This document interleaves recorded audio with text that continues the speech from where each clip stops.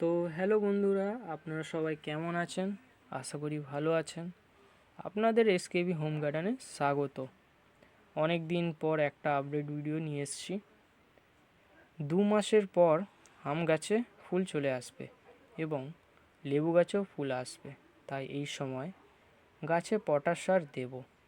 তাতে কি হবে? সবাই জানে যে পটাশ সার গাছে দিলে ফুল আনতে সাহায্য করে।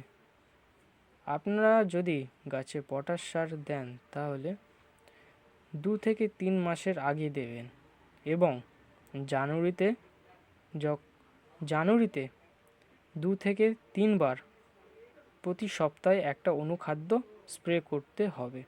যেমন মিরাকুলার দিতে পারেন। আপনাদের কাছে যে অনুখাদ্য থাকবেন ওইটাই দেবেন। আর গাছে ফুল আসবে যখন ফুলটা কুড়ি অবস্থায় থাকবে তখন একটা ফাঙ্গিসাইড স্প্রে করতে হবে। তাহলে ফাঙ্গালের আক্রমণে ফুল ঝরবে না।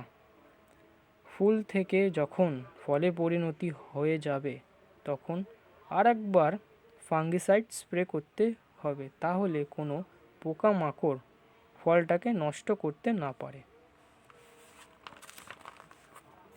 আর ফুল আসার সময় জলের পরিমাণ কমাতে হবে, না হলে ফুল পরবর্তীকালে ঝরে যাবে।